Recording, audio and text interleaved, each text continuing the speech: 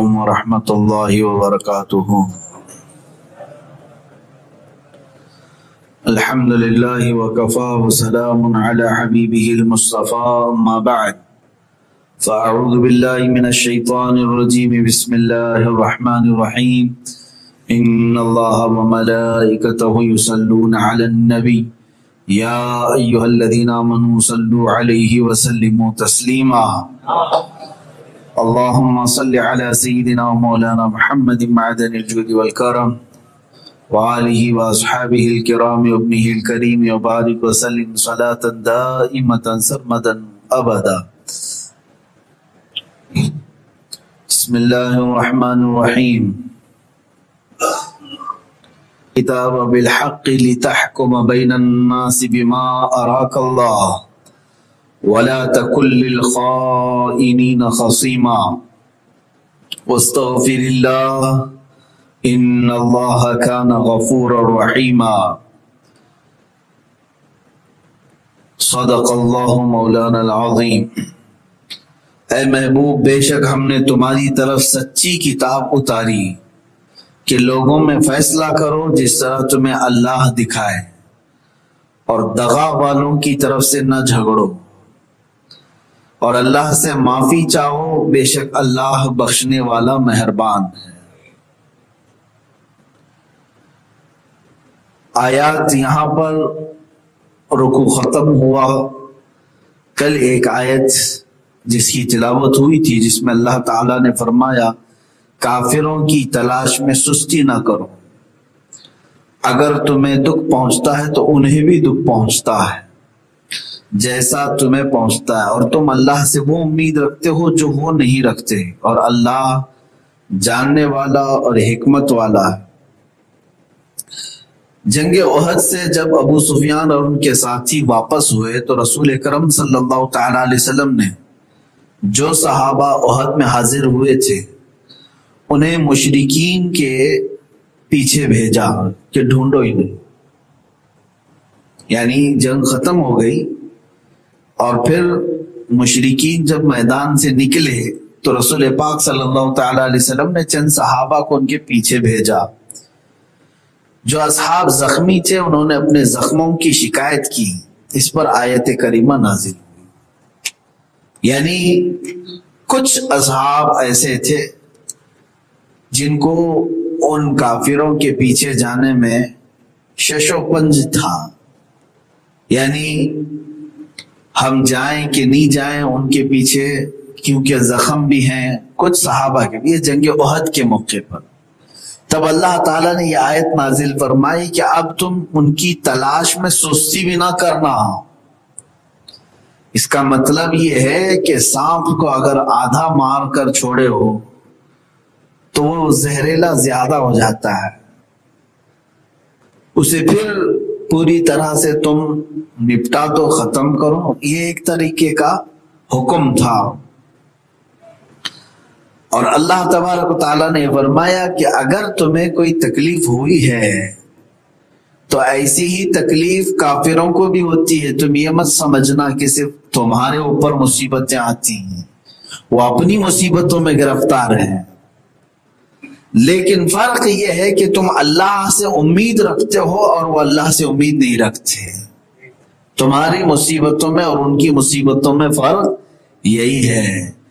یہاں سے بات پتہ چلتی ہے کہ مومن کی شان یہ ہے کہ مصیبت آنے پر اپنے رب سے لو لگا لیتا ہے، اللہ کے حضور حاضر ہوتا ہے اور اسی سے شکایت کرتا ہے، اور اسی سے معافی بھی طلب کرتا ہے، اور اسی سے شفا بھی ملتی ہے۔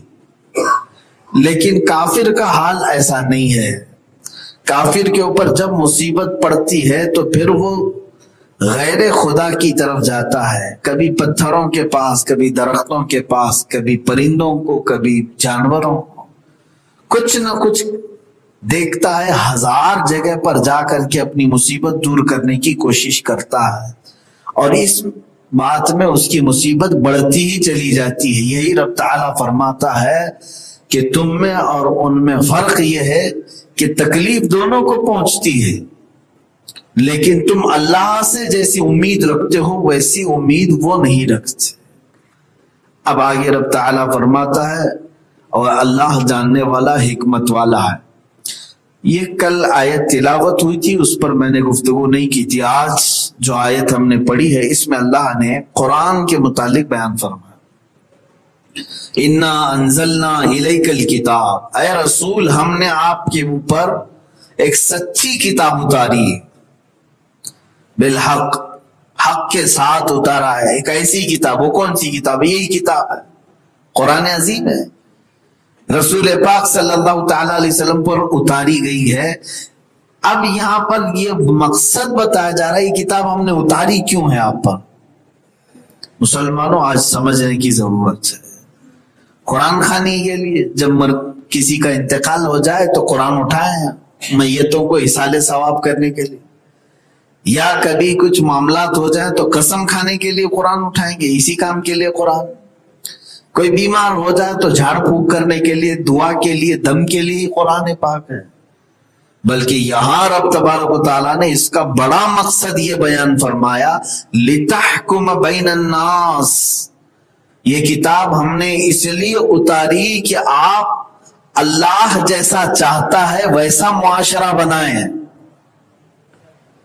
مسلمانوں کے درمیان اس کتاب کے مطابق فیصلے ہوں۔ اللہ یہ چاہتا ہے کہ جو قانون ہمارے پاس ہے اس قانون کے اعتبار سے فیصلے ہوں۔ قرآن اس لیے اتارا گیا ہے۔ اب مجھے یہ بتاؤ، آپ انڈیا میں رہتے، بھارت میں رہتے ہیں، بھارت کے اپنے قانون ہیں، سمویدھان ہیں، آپ اپنے آپ کو بھارتی کہتے ہیں، اپنے آپ کو ہندوستانی کہتے ہیں، اور اگر کسی بھارت کے بنائے ہوئے قانون کا آپ النگھن کرتے ہیں تو آپ کے اوپر کیس ہوتا ہے، صاف سی بات ہے، اور پھر آپ کو اندر بھی جانا پڑ سکتا ہے۔ یا تو پھر اگر آپ نے انکار ہی کر دیا کہ میں مانتا ہی نہیں سمویدھان کو، تو گویا کہ آپ اپنے دیش کو ہی نہیں مان رہے، اپنے بھارت کو، اپنے ہندوستان کو ہی نہیں مان رہے آپ، کہ اس کے لا کو آپ نہیں تسلیم کر رہے۔ یہی سمجھا جاتا ہے نا میرے عزیزو۔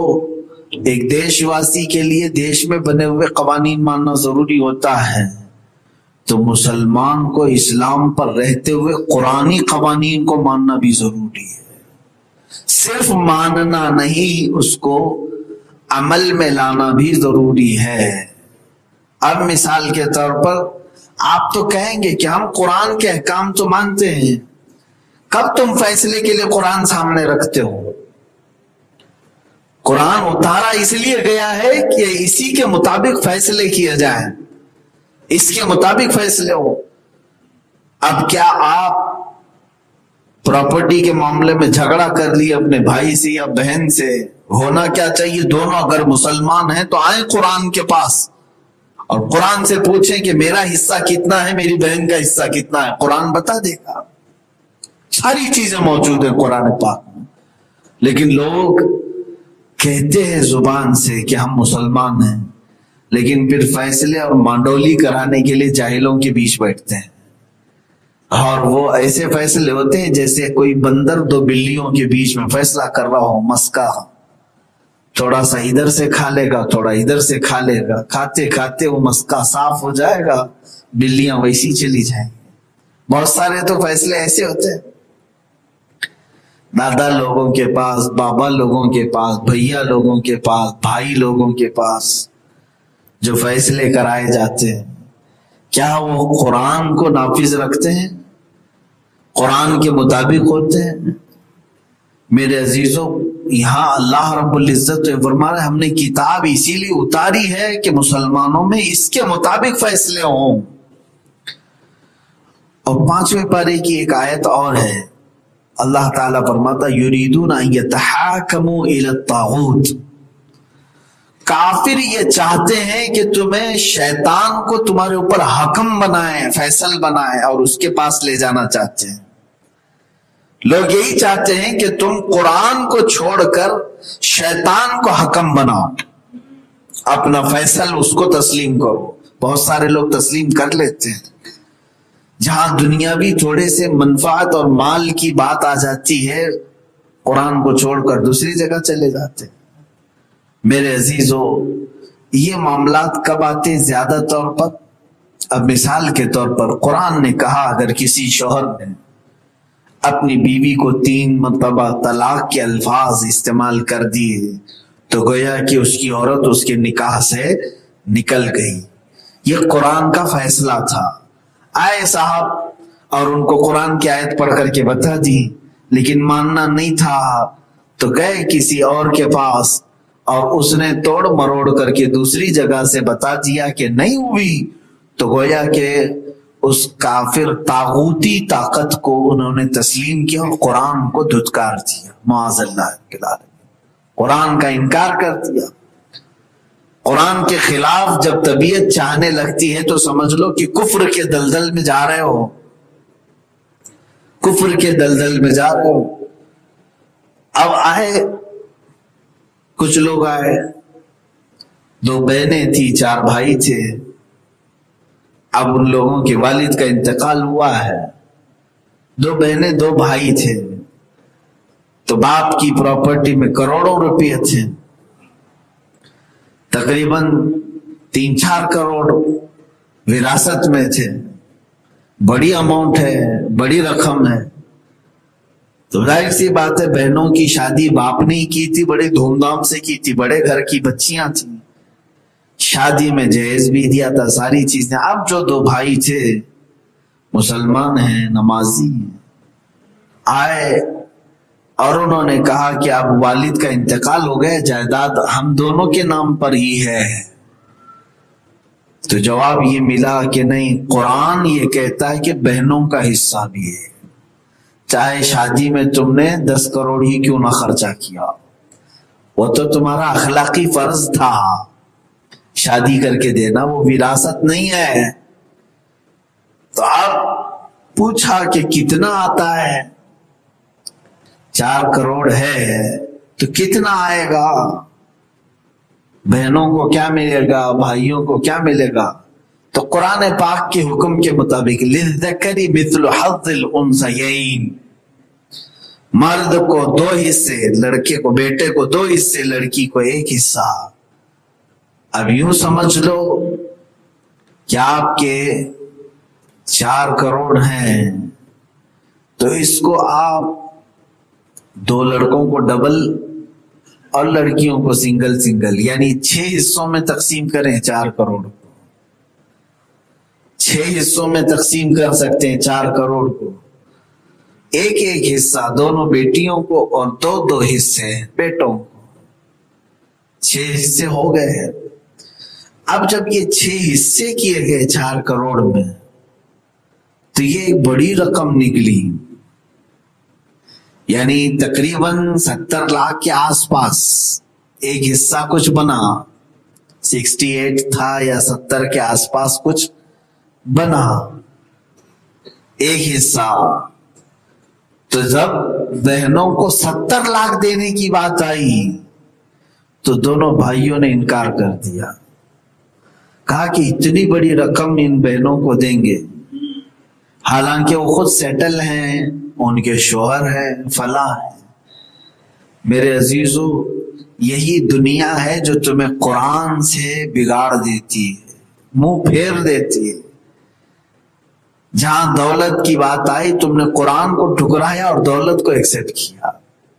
کب تک جیو گے اس پیسے پر, جائیداد پر, زمین پر کب تک رہو گے؟ 10 سال, 15 سال, 20 سال, 50 سال. موت تو آنی ہے, قیامت کا دن ہوگا, حشر کے میدان میں کھڑا ہونا ہے, فیصلہ تو ہوگا.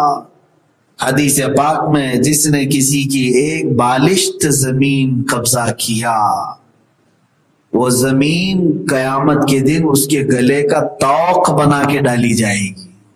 وہ لٹک رہا ہوگا اور اس کی ٹھوڑی زمین تک آ رہی ہوگی.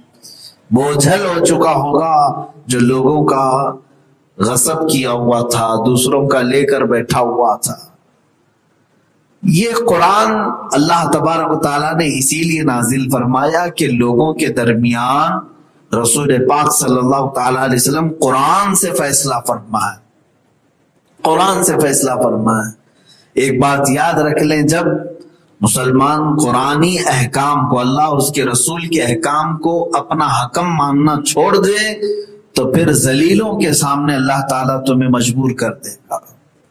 پھر حالات ایسے ہو جائیں گے کہ آپ اپنے سے کمتر لوگوں کے سامنے بھی ہاتھ جوڑ کر کھڑے رہیں اپنے معاملات کا فیصلہ کرانے کے لیے. آج حالات ہے اس سے. آپ وہاں جا رہے ہو. عزت اس بات میں تھی کہ تم اللہ اور اس کے رسول کے احکام کو مان لیتے. قرآن نے میرے متعلق جو فیصلہ دیا وہی میرے لیے حق ہے. حدیث رسول صلی اللہ تعالی علیہ وسلم میں اگر بات آ گئی تو اس کو آخری فیصلہ تسلیم کر لینا چاہیے. یہی مسلمان کا ایمان ہے. سیدنا عمر فاروق رضی اللہ تعالیٰ عنہ دیکھیں کیسے ان معاملات میں سخت تھے. ایک مسئلہ آیا حضور صلی اللہ علیہ وسلم کے پاس، زمین کا ہی مسئلہ تھا. ایک مسلمان اور ایک یہودی کے بیچ میں، ایک مسلمان اور ایک یہودی کے بیچ میں جھگڑا ہو گیا زمین کو لے کر کے. وہ کہتا تھا اتنی زمین میری ہے، یہ کہتا تھا یہ زمین میری ہے. بہرحال فیصلے کے لیے دونوں حضور صلی اللہ علیہ وسلم کے پاس آئے.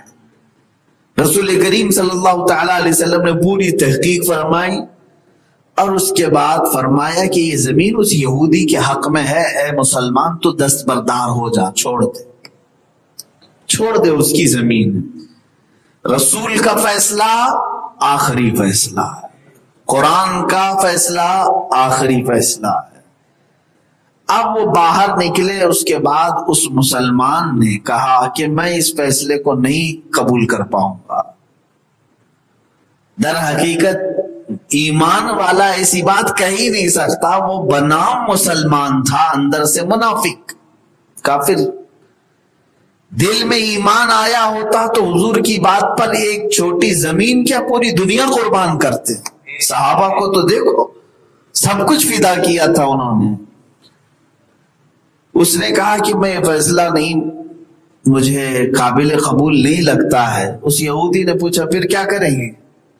کہا عمر کے پاس فیصلہ کرا لیتے. عمر ابن خطاب کے پاس آئے رضی اللہ تعالی، اور دونوں نے اپنا مسئلہ رکھا. اس یہودی نے کہا ہم تمہارے رسول کے پاس گئے تھے. حضرت عمر چونک گئے. پوچھا کہ پھر حضور نے کیا فیصلہ دیا؟ کہا میرے حق میں انہوں نے فیصلہ دیا، لیکن یہ تمہارا مسلمان بھائی ماننے کو تیار نہیں.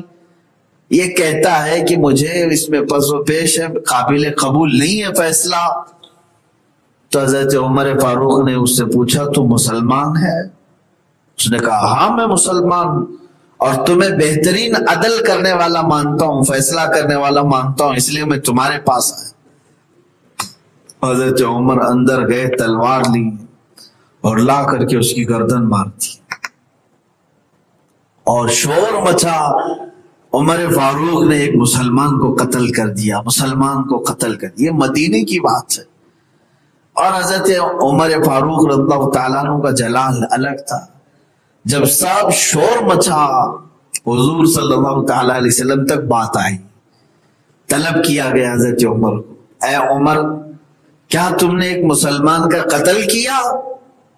حضرت عمر نے کہا اے اللہ کے نبی صلی اللہ تعالیٰ علیہ وسلم، میں اس کو مسلمان ہی نہیں سمجھ رہا تھا، اس لیے میں نے قتل کیا. کہا کیوں؟ کہا وہ آپ کے فیصلے کو نہیں مانتا تو پھر کس بات کا مسلمان؟ آمنت باللہ و ملائکتی و کتبہ و رسولہ، رسول پر ایمان لانے کا نام ایمان ہے. رسول پر ایمان لایا ہے تو پھر ان کی بات کو تسلیم کیوں نہیں کرتا؟ خیر یہ تو حضرت عمر کا اپنا فیصلہ تھا نا، انہوں نے خود سے کیا تھا. رسول پاک صلی اللہ تعالی علیہ وسلم سے پوچھا بھی نہیں کہ ایسے شخص کا میں کیا کروں. لیکن قرآن کی آیت نازل ہوئی. اس واقعے کے موافقت میں قرآن کی آیت آئی، جبرائیل امین آیت لے کر آئے. وہ بھی 5ویں پارے میں گزر چکی آیت، جس کا تذکرہ ہو چکا، تفسیر ہو چکی. فلا وربک لا یؤمنون حتی یحکموک فیما شجر بینہم. اللہ فرماتا ہے اے محبوب، اے رسول، آپ کے رب کی قسم وہ شخص ایمان والا ہو ہی نہیں سکتا جو اپنے آپسی معاملات میں آپ کو فیصل نہیں مانتا. آپ کے فیصلے کو جو نہیں مانتا وہ ایمان والا ہے ہی نہیں. اور حتیٰ کہ آگے رب تعالیٰ فرماتا ثم لا یجدوا فی انفسہم حرجا مما قضیت، یہاں تک کہ آپ نے جو فیصلہ کر دیا اس کے بارے میں دل میں تھوڑی بھی ہچکچاہٹ بھی نہ رکھتا ہو، ہچکچاہٹ بھی نہ رکھتا ہو، تب جا کر کے وہ مومن ہے. رسول پاک صلی اللہ تعالی علیہ وسلم کی بات کو اور قرآن کے فیصلے کو آپ ہلکے میں سمجھتے ہو. اگر آپ نے ہلکے میں اس کو سائیڈ کر دیا تو کب کے تمہارا ایمان جا چکا ہے. مجھے دارالقضاء میں بیٹھنے کا اتفاق ہوا ہے چند مہینوں کے لیے اسے ہی. یعنی دارالقضاء وہ ہوتا ہے جس میں بحیثیت قاضی فیصلے کیے جاتے ہیں.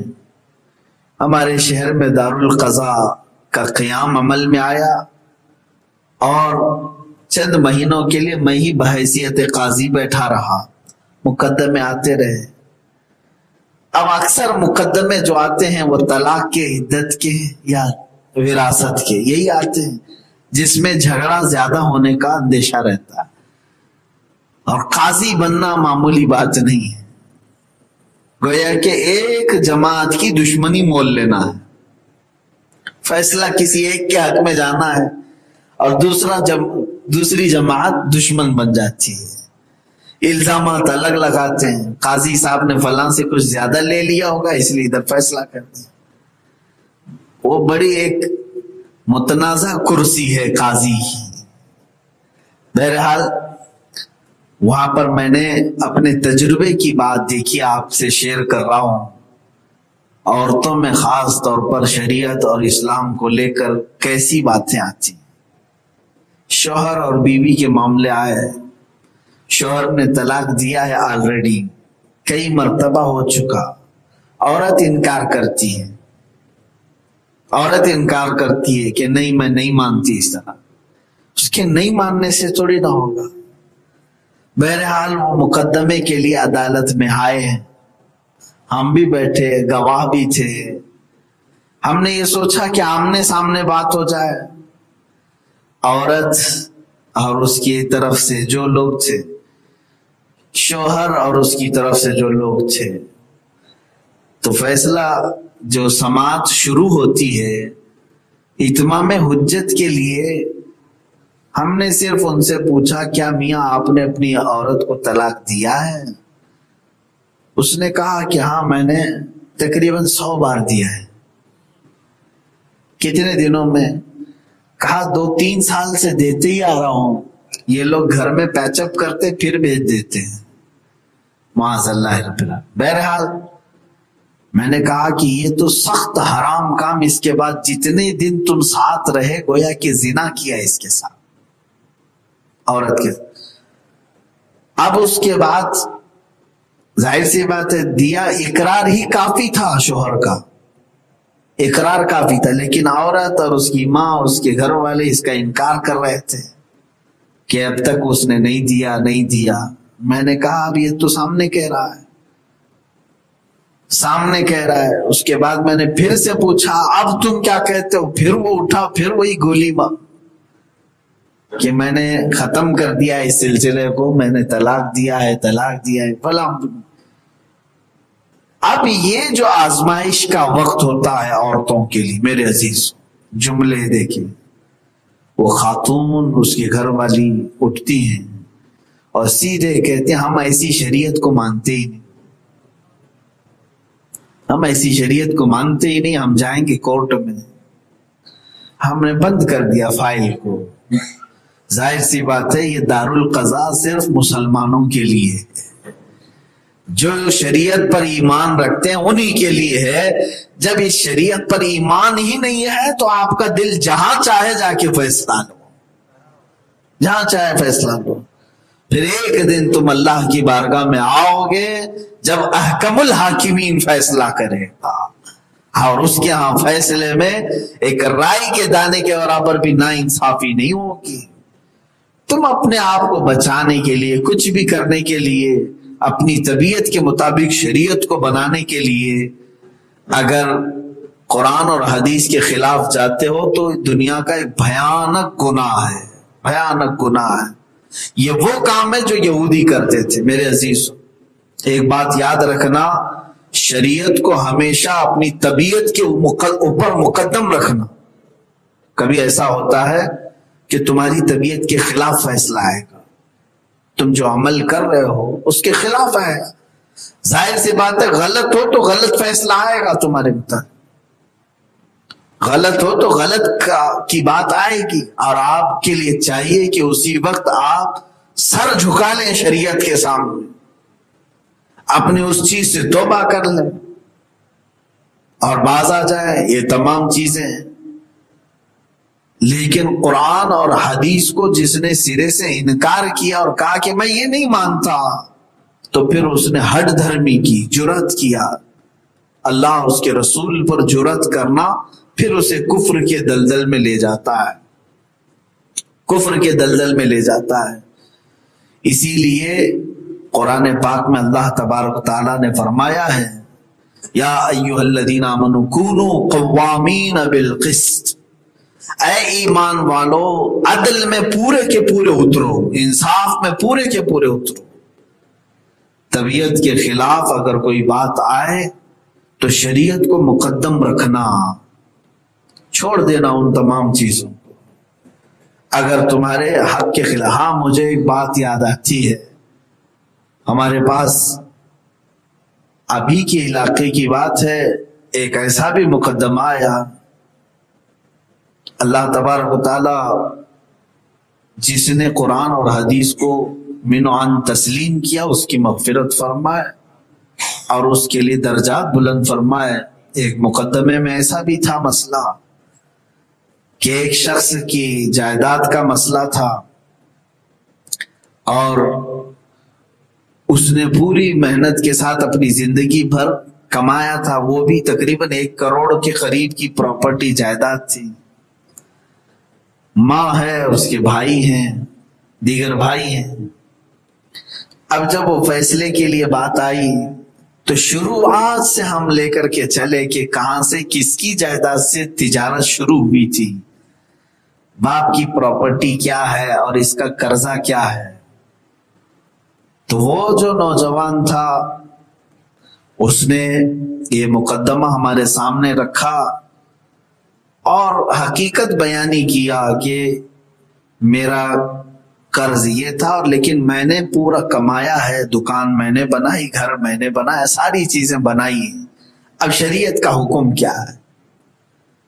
اب ہم نے جب